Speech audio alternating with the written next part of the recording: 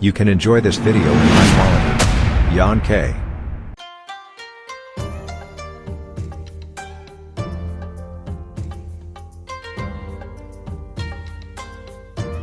皆さん、こんにちは。ジャパントラベラーの摩天楼です。今回は、徳島県鳴門市、大麻町日野基壇の上12にある、極楽寺を巡る旅をお届けいたします。この動画は視聴者の皆さんが、実際に旅をしているような仮想体験する番組です。どうぞお楽しみください。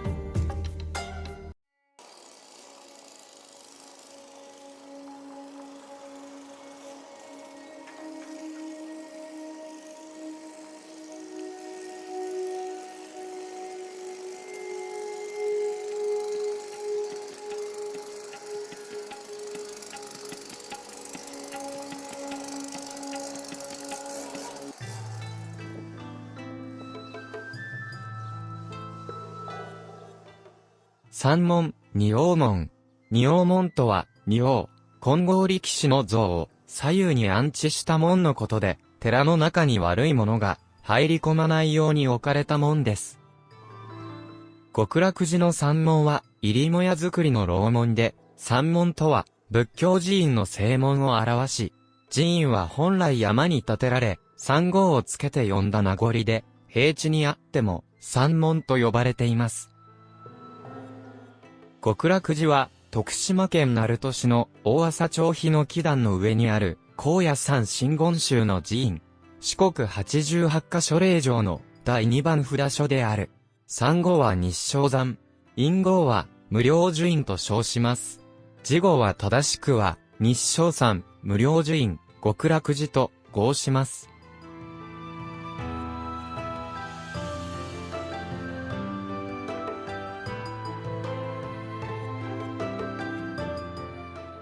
仁王像。仁王像の金剛力士の像様は、上半身裸で、筋骨隆々とし、開口の阿行像は、怒りの表情をあらわにし、口を結んだ雲行像は、怒りを内に秘めた表情に表すものが多い。こうした造形は、寺院内に仏敵が入り込むことを防ぐ、守護神としての性格を表しています。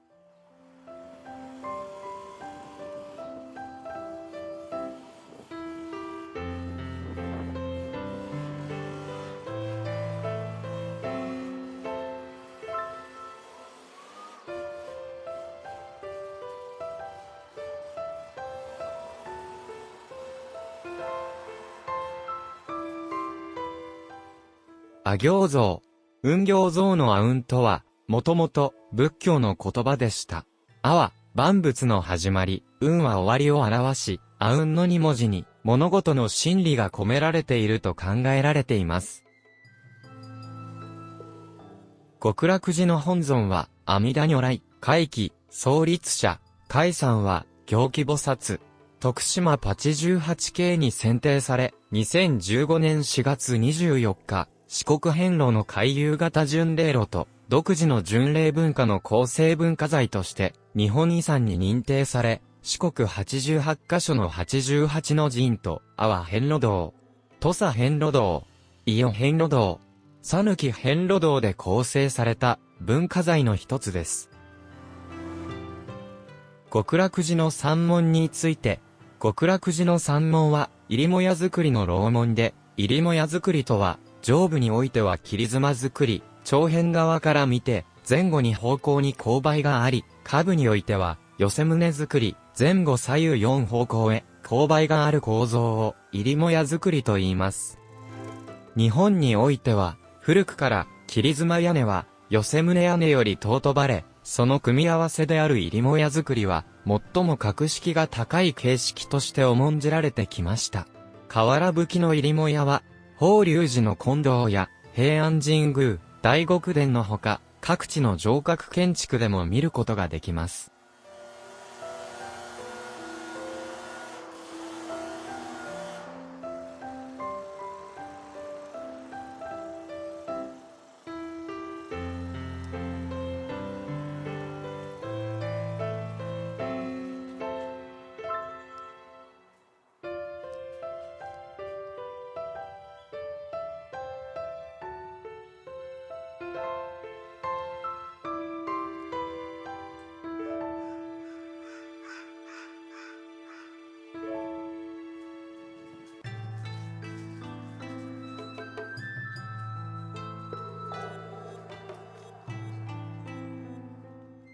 願掛け地蔵。極楽寺の願掛け地蔵は、願掛けさん、願掛け様、願掛け地蔵様と呼ばれ、親しまれています。正式名称は、地蔵菩薩半跏像。法暦8年、1758年に造像されたものです。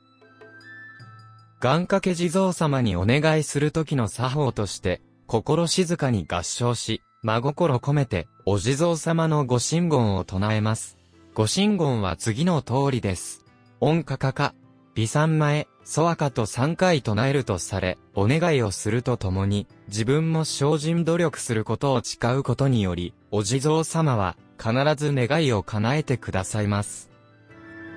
地蔵菩薩のご神言について、ご神言には次の意味をなします。音は、奇妙を表す言葉で、身を投げ出して、仏の教えに従うことで、かかは、笑い声のこと。微三前へは、喜有なるという意味。ソアカは願う気持ちを表しています。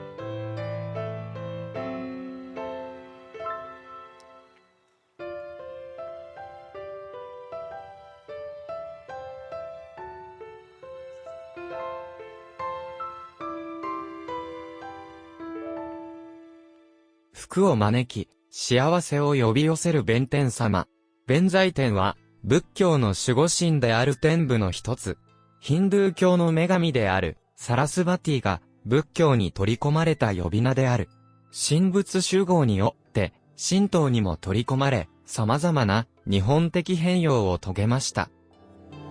弁財天は、日本では、七福神、福徳の神として信仰される7人の神として、日本で信仰されている七柱の神である。七福神で唯一の女神として全国の神社、お寺で祀られています。弁財天は様々なご利益をいただける神様として知られ、主に金運、財運上昇、芸能、音楽の技芸上達、縁結び、学問成就の神様として知られています。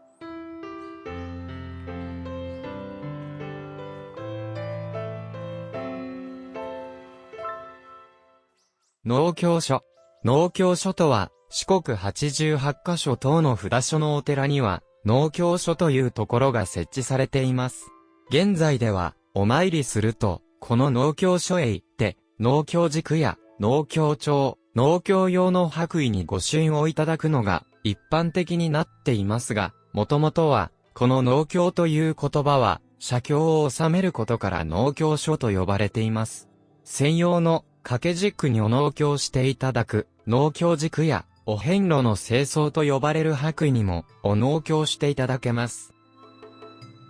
白衣に、お農協をいただく場合は、着用するものとは別に、お農協用として、護衛帰りの白衣を準備するのが、一般的です。農協料は、1家事につき、農協帳、300円、農協軸、500円、白衣、200円となっています。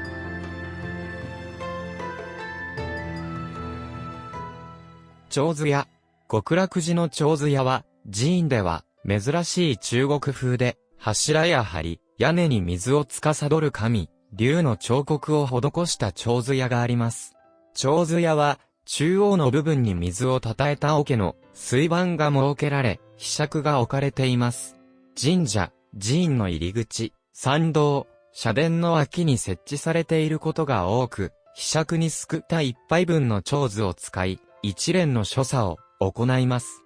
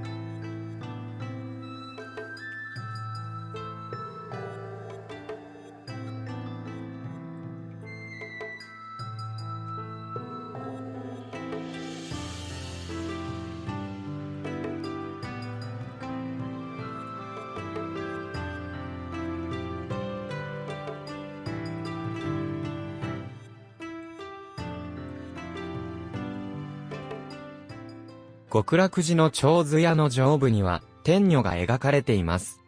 天女とは、天部に住むとされる女性のことで、天帝などに仕えているとされる、女官の総称である。人間界においては、容姿端麗であることを除けば、人と大きく変わるところはなく、羽衣と呼ばれる衣服で、空を飛ぶとされていますが、この羽衣を奪われたばかりに、空に帰れなくなり、地上の男性と婚姻する話、羽衣伝説などが伝えられています。中国神話では、皇帝を助けた王母上々ら7名の仙女を、七天女と称します。長図や上部の四つ角には、四天王の像が置かれています。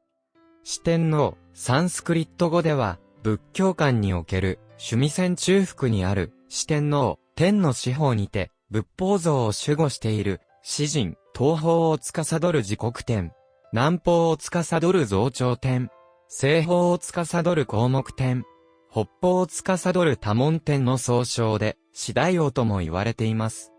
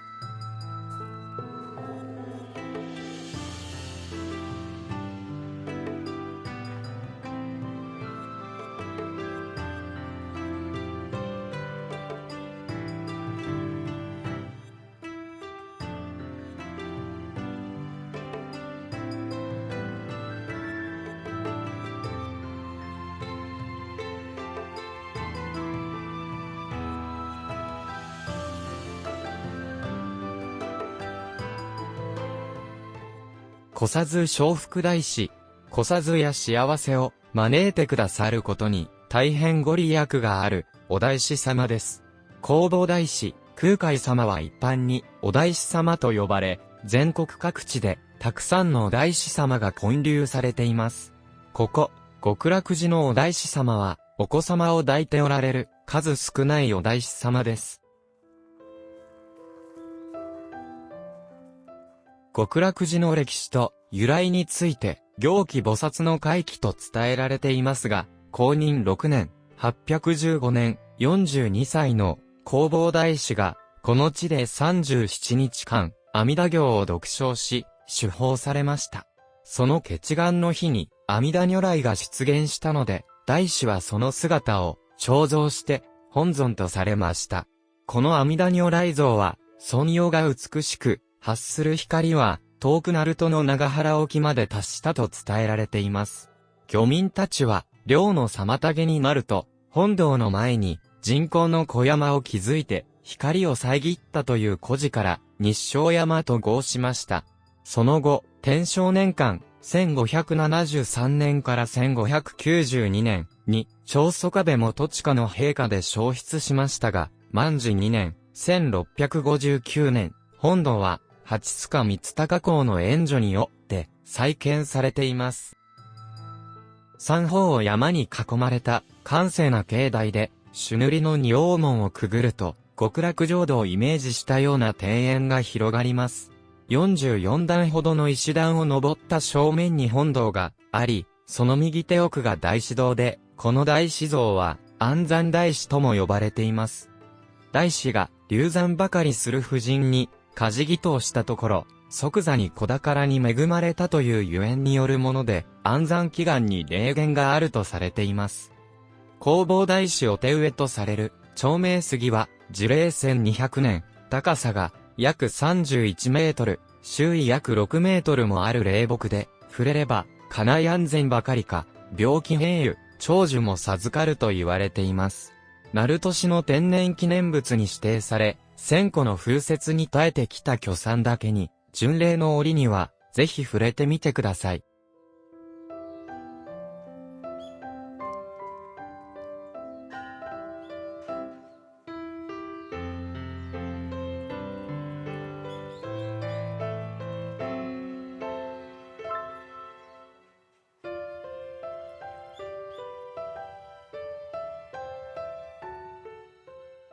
水子地蔵。水子地蔵とは、子供を守るお地蔵様です。水子とは、中絶や流産、死産などで、この世に生まれてくることができなかった胎児のことを言い、生まれてこなかった胎児の霊を祀り、供養するために建てられるのが水子地蔵です。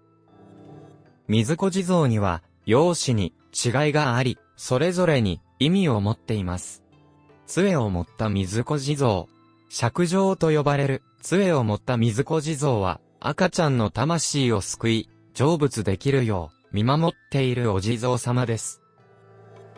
手を合わせている水子地蔵。手を合わせ、合唱している水子地蔵は、自母地蔵尊と呼ばれ、母親が子供に注ぐ愛情のように、深い慈愛心を持ったお地蔵様です。子供を抱いている水子地蔵。子供を抱いている水子地蔵は、子安地蔵と呼ばれ、妊婦の安産を守護してくれるお地蔵様です。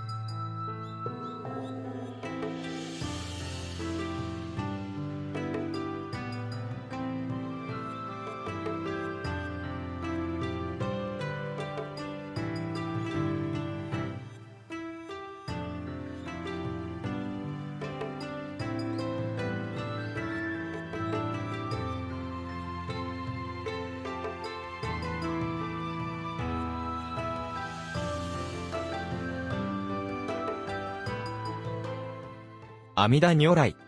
阿弥陀如来は、大乗仏教の如来の一つである。浄土教系の仏教では、南無阿弥陀仏という称名念仏により、浄土に往生できるという阿弥陀信仰を説く。西方にある、極楽浄土という仏国土、浄土の教主とされる。五智如来においては、西方に位置する漢字在王如来と同一視しますが、真言宗では阿弥陀が、法蔵菩薩であった時に指示した仏とされています。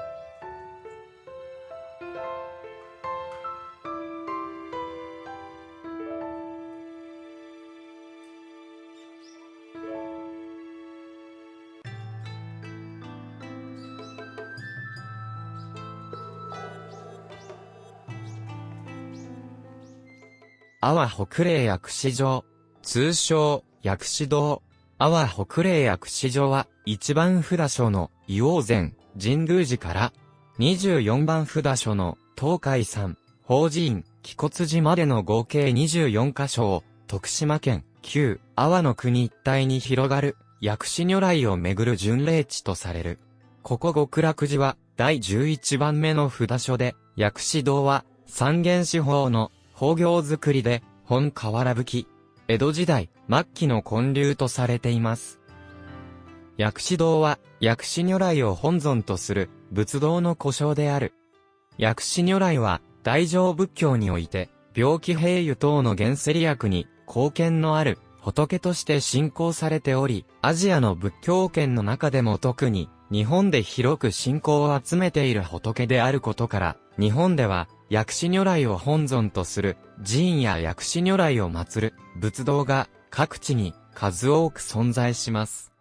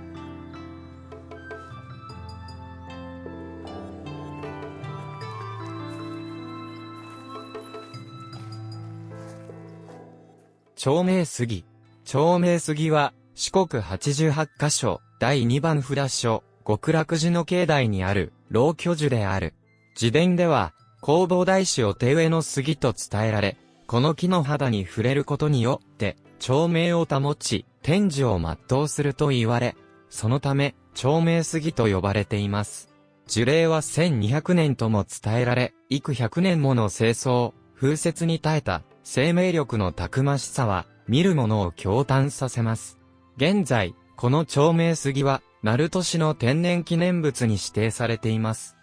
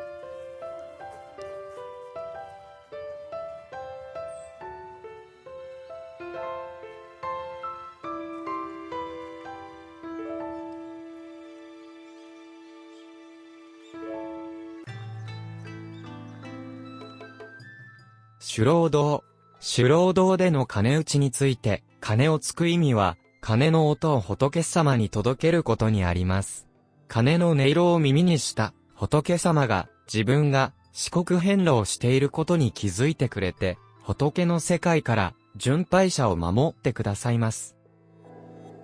また、鐘打ちは必ず参拝前にすることとされています。寺院を出る際につく鐘は、出鐘と言い、これは、葬儀で出棺を行う際に鳴らすもの。現在で言えば、葬儀場から火葬場に出発する際に、自動車のクラクションを鳴らすのと同じ意味です。また、出る鐘にかけて、お金を失うことにつながるとも言われています。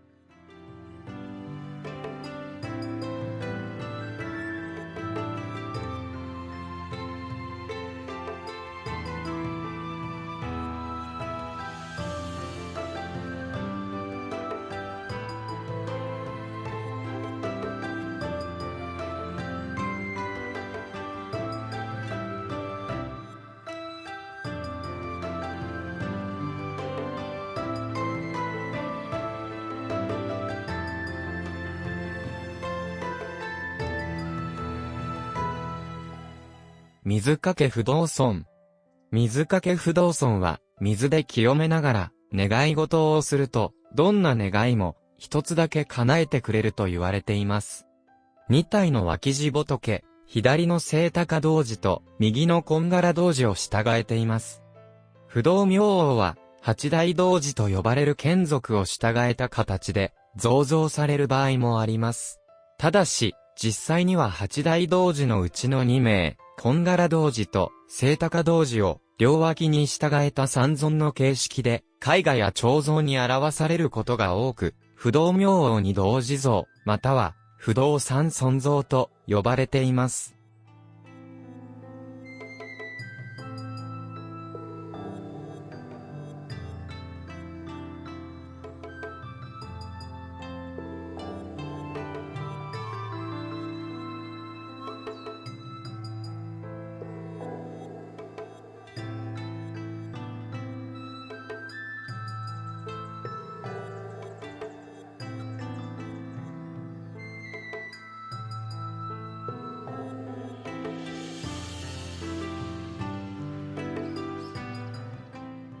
阿波西国、観音霊場、観音堂。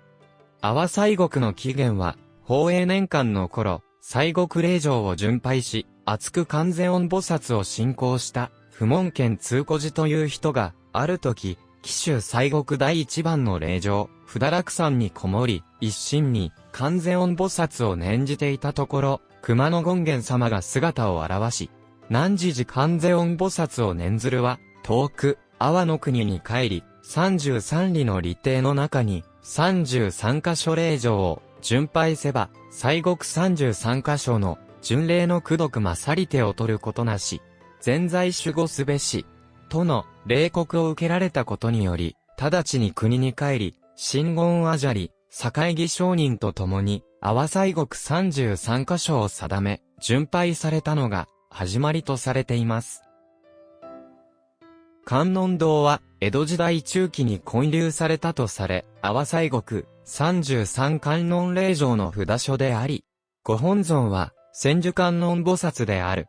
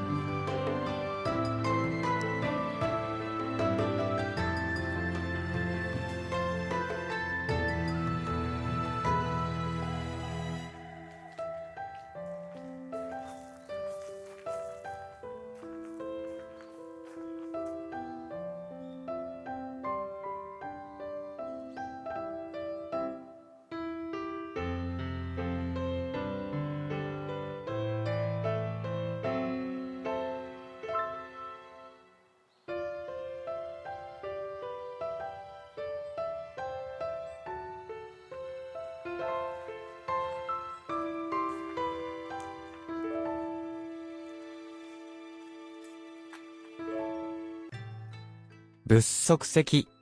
仏足石とは、仏の足形を刻んだ石、またはその足形を仏の足跡と表現されます。足形は左右一対の両足のものがほとんどでありますが、稀に片方の石足だけのものもあります。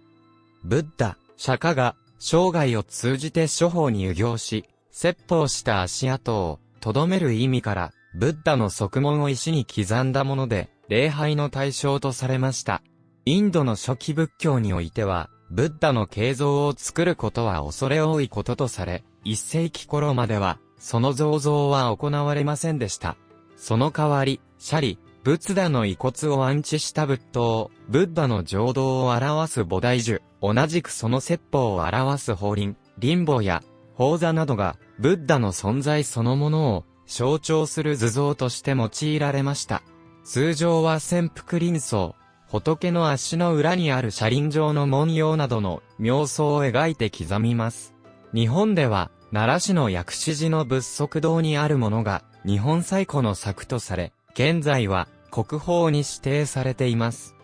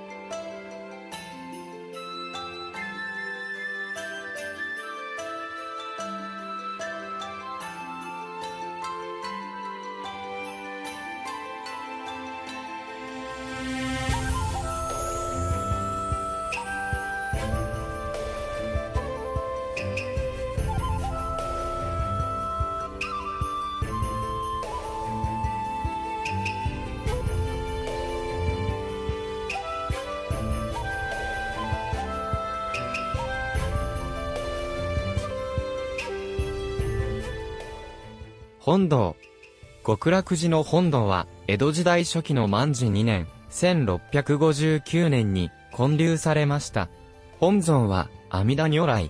本堂裏の斜面を削って作られた収納庫に安置され、本堂内には全仏を安置しています。向かって右脇陣には、阿弥陀如来座像、左脇陣には、薬師如来を安置しています。時報の地獄極楽図が、堂内、向かって左の壁に掲げられています。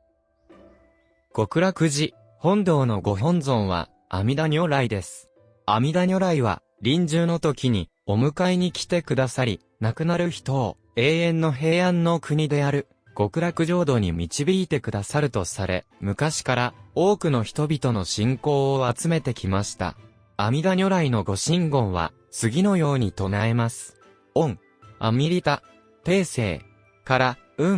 を少なくても3回唱えることとされています。ご神言とは、サンスクリット語のマントラを簡約したものである。最初は、バラモン教の聖典である、ベーダに、神々に奉る賛歌として登場し、反復して数多く唱えることで、絶大な威力を発揮するとされています。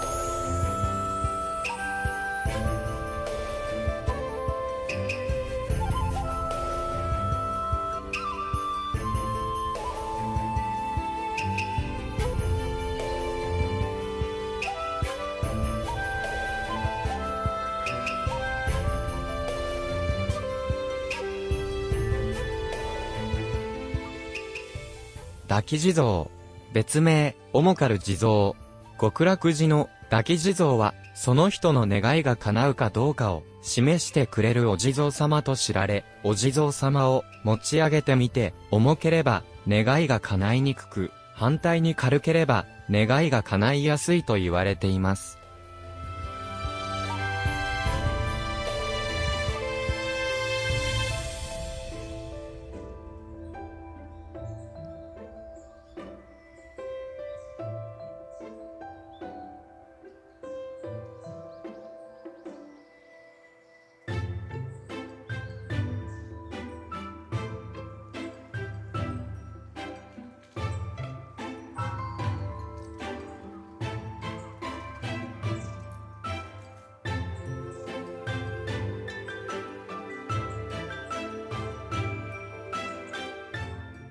安山大師像。自伝によると、明治時代に難産に悩む女性が、夢の中に現れた弘法大師に四国遍路を勧められて、巡拝を始めたところ、極楽寺に来た時に、産気づきました。その時、弘法大師より最後まで巡り続けよとのお告げがあった途端に収まったそうです。その後何事もなく結願し帰宅したら、男の子を無事に出産することができたといいます。極楽寺の安産縁起と同じ霊言を得て、無事出産され感激した婦人は、大師堂の前に安産大師像を奉納されたと伝えられています。大師堂、満治2年、1659年に建立、安産大師と言われ信仰されています。四国88カ所の寺には、本堂の他に空海を祀る大師堂が必ずあり、遍路の際には、本堂と共に大師堂にも参拝することが習わしとなっています。参拝は、本堂の前で納め札を納め、読経をした後に、同じように大師堂の前でもお参りし、その後に、納経所で、納経帳などに朱印をしてもらうのが、一般的です。納め札。納め札について、札所などにお参りし、納経した証に納める、札のことである。般若心経を写経したものを納める、経を納めるのが、正式とされていますが、読経した後に、自分の名前を書いた納め札を、納めても良いとされ、右衛門の三郎が、空海を探しているということを、空海に知らせるために、空海が立ち寄ると思われる寺に、お札を打ち付けたのが、始まりとされています。かつては、木製や金属製の納め札を、山門や本堂の柱などに、釘で打ち付けていました。このことから、遍路自体や札所に参拝したことを、打つと言われるようになったとされています。現在では、お寺の建築物の損傷を避け、持ち運びの利便性を考え、紙製の納め札を、納め札箱に入れることになっています。また、接待をしていただいた場合など、その人にお礼の気持ちも込めて、納め札を渡すのが、習わしとされています。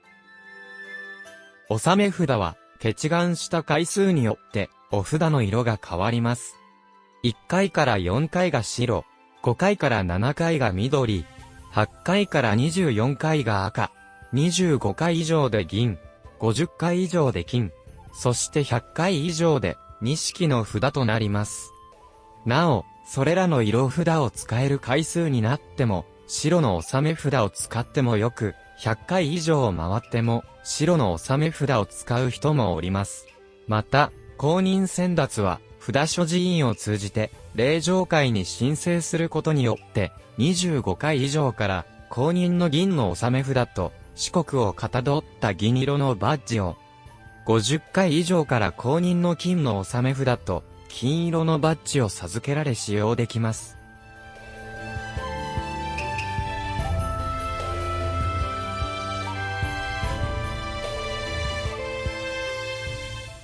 ご視聴ありがとうございました。いかがでしたか？これからも人気の観光地やあまり知られていない場所など、実際に旅をしたような動画を配信してまいります。よろしければ高評価、チャンネル登録をよろしくお願いいたします。それではまた次回会いましょう。